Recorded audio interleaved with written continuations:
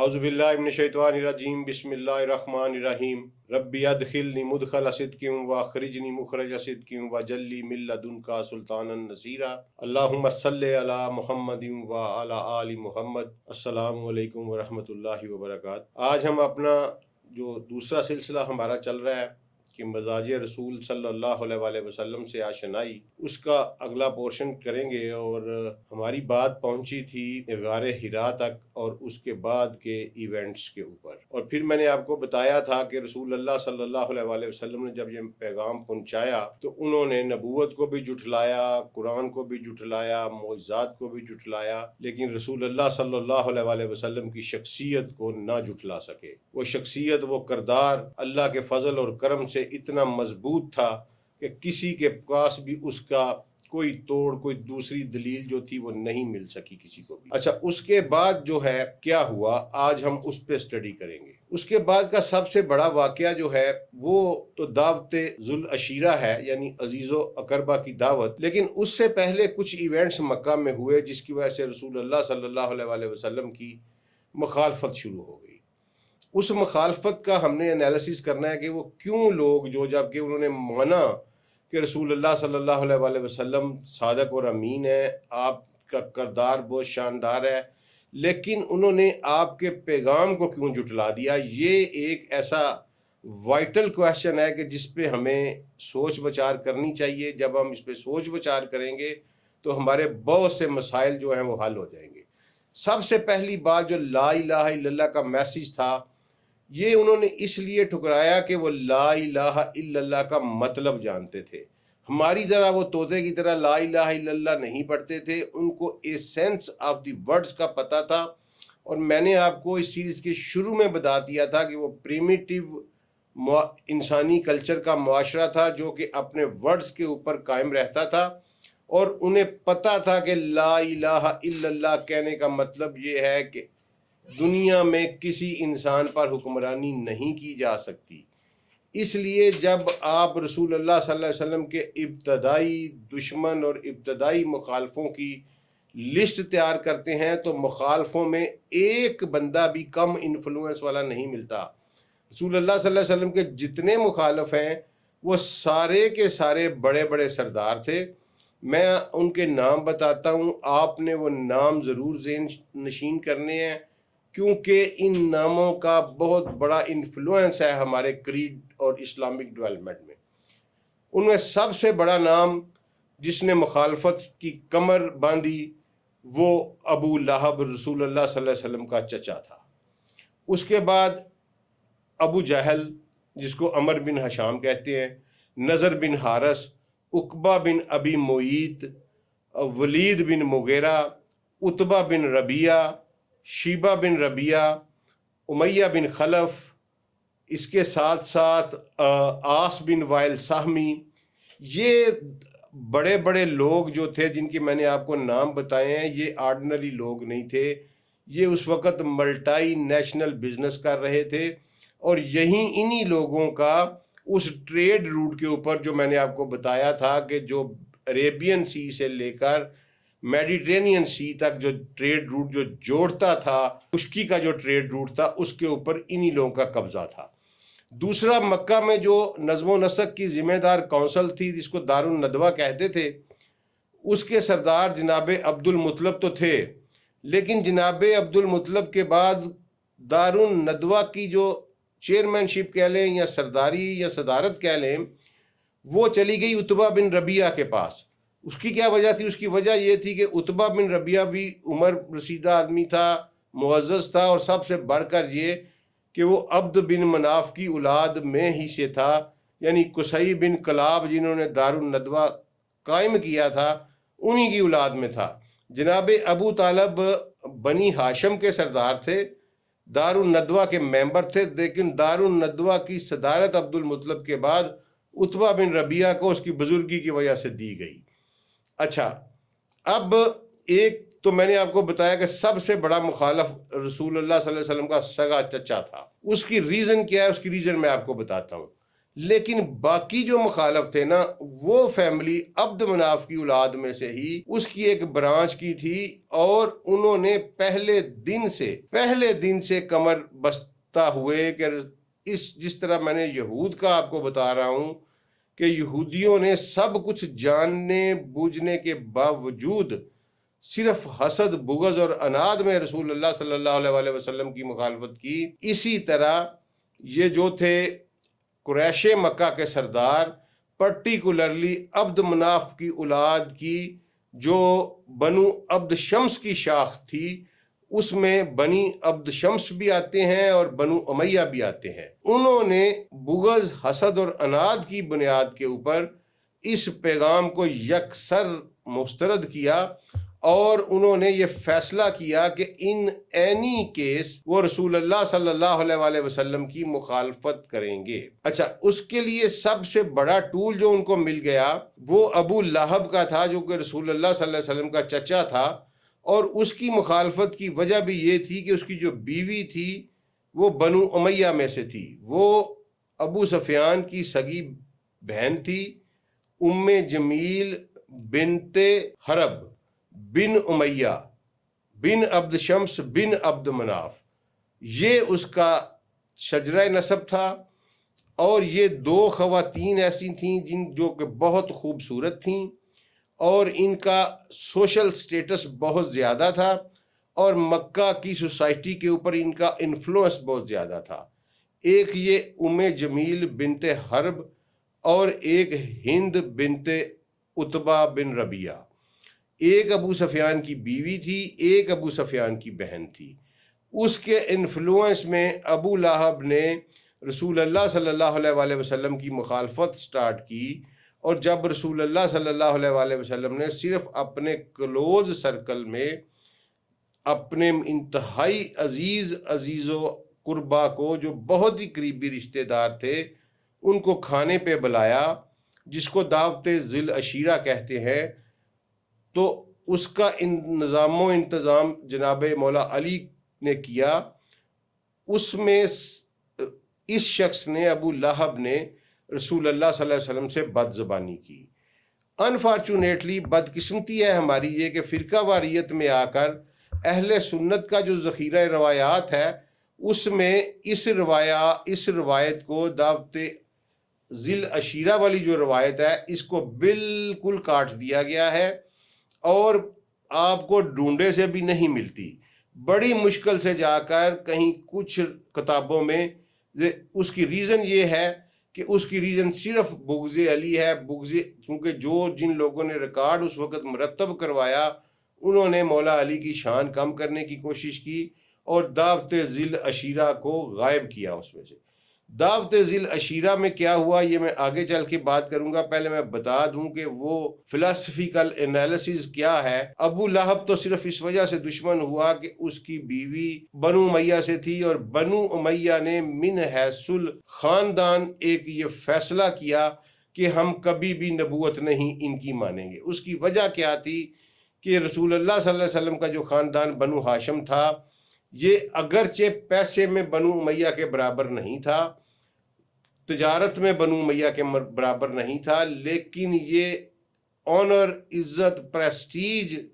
اور ان کا جو سوشل سٹیٹس تھا یہ بہت زیادہ تھا۔ اور سمجھ لیں کہ یہ بالکل جس طرح ایک پیروں کا گھرانہ ہوتا ہے، مرشد قسم کے لوگ ہوتے ہیں، پورا عرب ان کو مرشدوں کی طرح پیروں کی طرح پوجتا تھا۔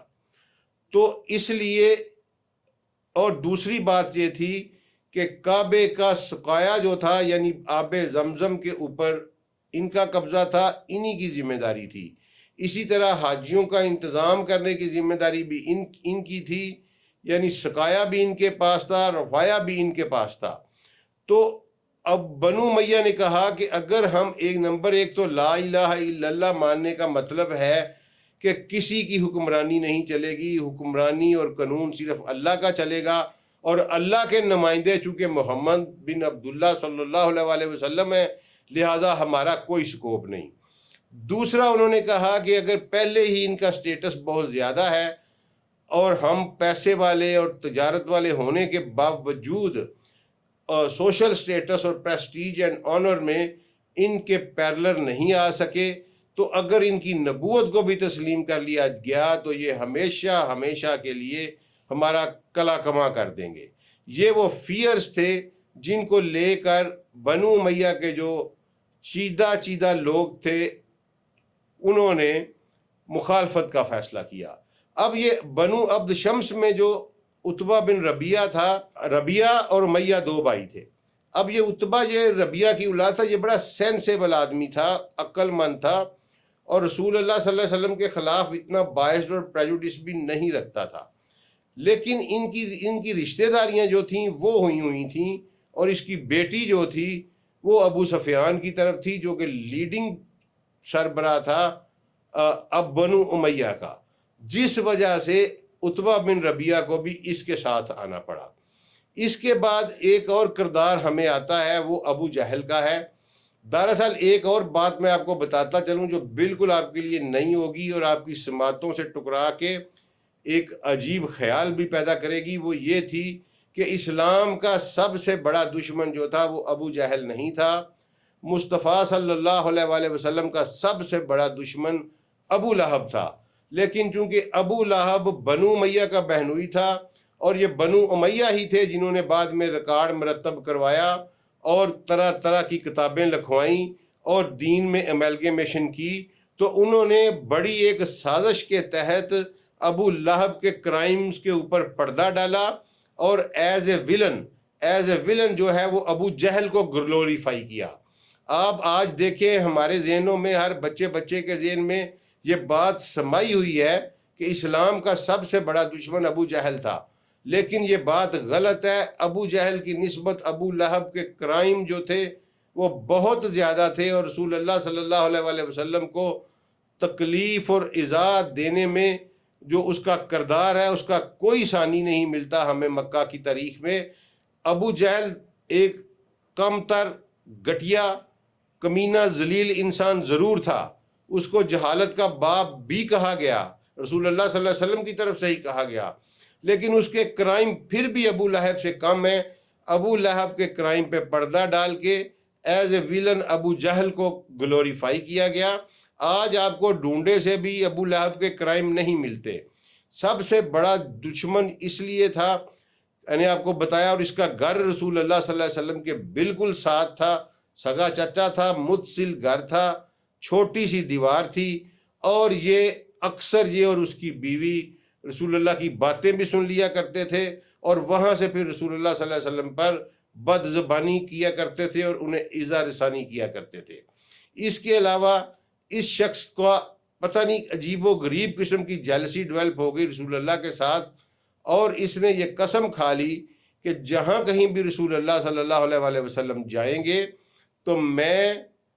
پیچھے جاؤں گا اور لوگوں کو بتاؤں گا کہ یہ میرا سگا بھتیجا ہے، اور اس کی بات نہ سنو، نعوذ باللہ اس پہ جنون ہے، فلاں ہے، طرح طرح کے الزامات اور بکواس کرتا تھا جس محفل میں بھی رسول جاتے تھے۔ لیکن دعوت ذی العشیرہ کے پیرلر جو ہے وہ ایک اور مجلس منعقد ہوئی، جس کو بہت کم جو ہے وہ ہائی لائٹ کیا جاتا ہے، لیکن ہماری تمام کتابوں میں موجود ہے۔ وہ مجلس منعقد ہوئی ولید بن مغیرہ کے گھر میں۔ ولید بن مغیرہ جو تھا وہ ایک بہت بڑا سردار تھا اور بنو مخزوم کا سربراہ تھا۔ ولید بن مغیرہ کے ہوتے ہوئے ابو جہل کی پرسنالٹی اتنی ابھر کر سامنے نہیں آئی، کیونکہ ابو جہل بھی بنو مخزوم سے تعلق رکھتا تھا، لیکن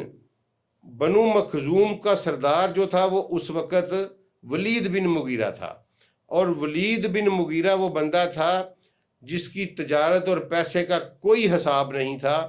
اور اللہ نے اس کو بیٹے بھی دیے ہوئے تھے۔ اسی کا ذکر بھی قرآن میں آیا، اور نام لے کے نہیں آیا لیکن ویسے ذکر آیا۔ یہ بڑا مغرور اور تکبر والا شخص تھا، انتہائی قیمتی لباس پہنتا تھا۔ اس وقت اس کے لباس کے اوپر سونے کی کڑھائی اور ہیرے جواہرات لگے ہوتے تھے۔ یہ اس وقت اتنا امیر تھا ولید بن مغیرہ، اور اس نے یہ نظر بنائی کہ ان سارے عرب میں، جزیرۃ العرب میں سب سے معزز اور سب سے امیر قریب تو میں ہوں، اور اگر نبوت اترتی تو پھر یہ میرے اوپر اترتی، یا پھر جو طائف کے جو لوگ تھے، سردار تھے، ان کے اوپر اترتی جو کہ خوشحال تھے، جگیروں والے تھے، یہ رسول اللہ محمد بن عبداللہ صلی اللہ علیہ وسلم کے اوپر نبوت کیسے اتر آئی، یہ چیز اس کو ڈائجسٹ نہیں ہوتی تھی۔ تو اس نے ایک دعوت منعقد کی، اس میں تمام جو قریش کے قبیلوں کے سردار تھے ان کو بلایا، مکہ کے سرکردہ بندوں کو اکٹھا کیا، اور وہاں اس نے یہ قرارداد پیش کی کہ یہ جو شخص نبوت کے بارے میں بولنے لگا ہے اور یہ دعویٰ کرنے لگا ہے کہ میں اللہ کا رسول ہوں، آپ لوگوں نے اس کے بارے میں کیا خیال ہے اور اس کے بارے میں آگے متفقہ پالیسی کیا بنانی ہے۔ تو اس اجلاس میں بہت سے لوگوں نے رائے دی، کسی نے کچھ کہا، کسی نے کچھ کہا، لیکن اس اجلاس کی متفقہ قرارداد یہ تھی کہ ان کو جادوگر کہا جائے، اور یہ کہا جائے کہ محمد صلی اللہ علیہ وسلم جادو کرتے ہیں، لہذا لوگ ان سے اجتناب کریں۔ اچھا، یہ ولید بن مغیرہ کی ہو گئی۔ اس کے بعد ایک سردار تھا عقبہ بن ابی معیط، وہ بھی بنو امیہ سے تھا، اس کا بھی بہت بڑا کردار ہے رسول اللہ صلی اللہ علیہ وسلم کی ایذا رسانیوں میں۔ ابو لہب جو تھا وہ اور اس کی بیوی، انہوں نے کمر کسی کہ ابو لہب کی بیوی کو حمالۃ الحطب کہا گیا ہے۔ اس کا بالکل غلط ترجمہ کیا ہے انہوں نے کہ لکڑیاں اٹھانے والی۔ اب ہمیں بچپن میں پڑھا دیا گیا جی لکڑیاں ڈھونے والی، اور اس کے گلے میں مونج کی رسی ڈالی جائے گی، اور لکڑیاں ڈھونے والی سے بیسک کنسیپٹ بچے کو یہ پڑھاتے ہیں جب وہ یہ لگتا ہے کہ شاید کوئی مزدور ہوگی، شاید کوئی جنگل سے لکڑیاں اکٹھی کرتی تھی، یا لکڑیاں، بالکل غلط بات ہے۔ شی واز پرنسس، بہت اثر و رسوخ والی تھی، بڑے پیسے والی تھی، بڑی خوبصورت، کوئی لکڑیاں ڈھونے والی بات نہیں ہے۔ حمالۃ الحطب کا مطلب یہ ہے مس کمیونیکیشن کو ہولڈ کرتی تھی، پراپے گنڈا اور دشنام ترازی، بہتان ترازی، اس لیے حمالۃ الحطب اس کو کہا گیا۔ تو ان دونوں نے، میاں بیوی نے، یہ کمر کسی کہ رسول اللہ صلی اللہ علیہ وسلم کی زندگی اور کریکٹر اسیسینیشن میں کوئی کسر نہیں چھوڑنی۔ اچھا جی، اس کے بعد ایک اور واقعہ جو بہت بڑا ہوا وہ یہ تھا کہ کچھ قبیلوں کے سردار جو تھے وہ مسلمان ہو گئے۔ ان میں دو سب سے بڑے جو ہمیں آغاز میں نام ملتے ہیں وہ جناب ابو بکر صدیق جو کہ بنو تیم کے سردار تھے، اور اس کے علاوہ جو تھے وہ جناب عثمان غنی ذوالنورین رضی اللہ عنہ جو کہ بنو امیہ میں چیف آف ٹرائب تو نہیں تھے لیکن ایک امیر قریب کبیر اور بڑے اور معتبر اور معزز انسان تھے۔ تو انہوں نے اسلام قبول کر لیا۔ ان لوگوں نے دارالندوہ میں فیصلہ کر کے ان کو سرداری سے ہٹا دیا، اور قبائل کی اپنے اپنے قبیلے کی جو صدارتی نشست تھی وہ ابو بکر سے چھین لی گئی۔ اچھا جی، اس کے بعد آتی ہے رسول اللہ صلی اللہ علیہ وسلم کو وحی کے ذریعے حکم دیا گیا سورہ مدثر میں کہ اے اوڑھ کر سونے، لپٹ کر سونے والے اٹھ، کم فنذر، اٹھ اور لوگوں کو ڈرا اور اپنے رب کی بڑائی بیان کر۔ یہ بالکل انٹوورڈ، ان ایکسیپٹیبل بات تھی ان سرداروں کے لیے جن کا قانون اس مکہ پہ چلتا تھا کہ وہ لا الہ الا اللہ کی بات کو ڈائجسٹ کر سکے۔ لہٰذا یہ 4-5 فیکٹر جو میں نے بیان کیے ہیں یہ مل کے مخالفت کی ایک ایسی تحریک بنی کہ جس نے رسول اللہ صلی اللہ علیہ وسلم کو بہت زیادہ اذیت دی، اور جو اسلام کا ابتدائی کام تھا وہ بہت زیادہ متاثر ہوا۔ اب یہ پہلے 3 سالوں کا واقعات میں آپ کو بیان کر رہا ہوں کہ پہلے 3 سالوں میں جو مخالفین تھے وہ اپنی مخالفت میں آخر تک جا چکے تھے، اور ماننے والوں میں 2-4 قابل ذکر ناموں کے علاوہ کوئی بندہ قابل ذکر ماننے والا نہیں تھا۔ وہ میں کل بیان کروں گا کہ میں نے آج بیان کیا کہ مخالفت پر کمر بستہ ہونے والے کون کون سے لوگ تھے، اور اس کے بعد کل بیان کروں گا کہ ابتدائی طور پر سیدی رسول اللہ صلی اللہ علیہ وسلم پر ایمان لانے والے اور وہ پہلے خوش نصیب جن کو قرآن نے سابقون الاولون کہا وہ جو ہے وہ کون تھے۔ اب آخر میں دعوت ذی العشیرہ کی بات کرتے چلے۔ دعوت ذی العشیرہ کے بارے میں ہمیں جو روایت ملتی ہے اس میں سیدی رسول اللہ صلی اللہ علیہ وآلہ وسلم نے علی کو کہا کہ کھانے کا انتظام کرو اور تمام عزیز و اقارب کو بلا لاؤ۔ جب تمام عزیز و اقارب آ گئے ان کو شاندار کھانا دیا گیا۔ کھانا کھانے سے فارغ ہوئے تو جناب رسول اللہ صلی اللہ علیہ وآلہ وسلم اٹھے اور انہیں کہا کہ لا الہ الا اللہ پہ ایمان لاؤ، اس کائنات کا رب ایک ہے، اور اگر تم یہ بات کرو گے تم میں سے جو میرا ساتھ دے گا وہ میرا بھائی ہوگا، میرا وصی ہوگا، میرا خلیفہ ہوگا۔ یہ بات دعوت ذی العشیرہ کے ریکارڈ میں ہمیں ملتی ہے۔ کسی بندے نے رسول اللہ صلی اللہ علیہ وسلم کی آواز پر لبیک نہیں کہا۔ ایک چھوٹا بچہ اٹھا جس کا قد چھوٹا تھا، جس کی آنکھیں پرنم رہتی تھیں، اس بچے نے اٹھ کے کہا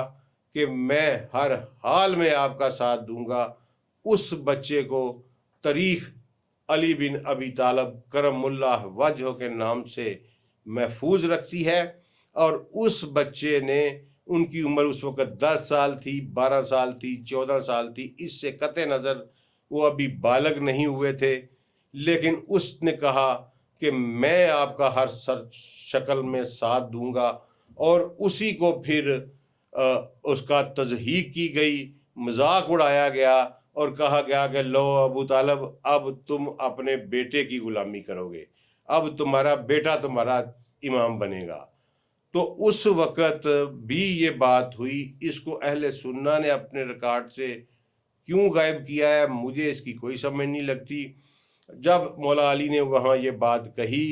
تو سیدی رسول اللہ صلی اللہ علیہ وسلم نے ان کو اپنے ساتھ لگایا اور کہا کہ تم میرے بھائی ہو۔ ٹھیک ہے جی، یہ جو ایمانداری کی بات ہے وہ کرنی چاہیے۔ قبر میں جانا ہے، ان لمحات کا حساب دینا ہے۔ میرے علم کے مطابق دعوت ذی العشیرہ میں یہ بات ضرور ہوئی ہے۔ اگر کسی کے پاس اس سے کانٹریری آرگومنٹ ہے تو وہ لے آئے، ثابت کر دے، میں مان لوں گا۔ اس کے بعد، اور یہ واقعہ 2 دن رپیٹ ہوا، ایک دفعہ پہلے دعوت، پھر یہی بات ہوئی، پھر بدتمیزی کی گئی رسول کے ساتھ، اور پھر دوسری دفعہ بھی۔ اور اسی کو ایک مولا علی کا قول ہے کہ میں رسول اللہ صلی اللہ علیہ وسلم کے پیچھے ایسے پھرتا رہا جیسے اونٹنی کے پیچھے اس کا بچہ پھرتا ہے۔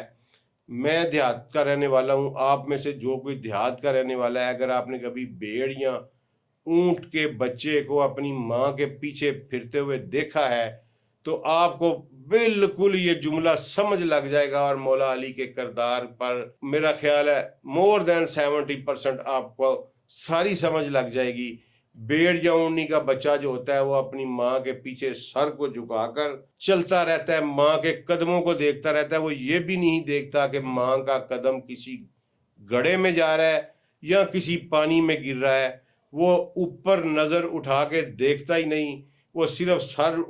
جھکا کے ماں کے قدموں کی طرف دیکھتا ہوا ماں کے قدموں پر قدم رکھتے چلتا جاتا ہے۔ یہی مولا علی کی زندگی تھی، یہی وہ مزین تھی کہ نقش رسول صلی اللہ علیہ وآلہ وسلم پر چلتے تھے وہ، اور سر جھکا کے چلتے تھے، کبھی کویشچن بھی نہیں کیا۔ یہ پہلی شروعات تھیں۔ مخالفت میں نے آپ کو بتا دی، کرنے والے کون تھے، اس کی وجہ کیا تھی، ان کی سرداریاں خطرے میں تھیں، وہ لا الہ کا مطلب سمجھتے تھے، اور محمد رسول اللہ سے انہیں اختلاف یہ تھا کہ پھر یہ سرداری جو ہے وہ آقا کائنات کو دینی پڑے گی۔ تو انہوں نے کمر کس لی اپنی مخالفت اور اظہار ثانی کے اوپر۔ کل ہم کچھ پہلے ایمان لانے والوں کا ذکر کریں گے، کل سے مراد اگلی ایپیسوڈ میں اس سیریز کی، اور ساتھ ساتھ ہم یہ بھی ذکر کریں گے کہ رسول اللہ صلی اللہ علیہ وآلہ وسلم کو کیسے کیسے اظہار ثانی کی گئی،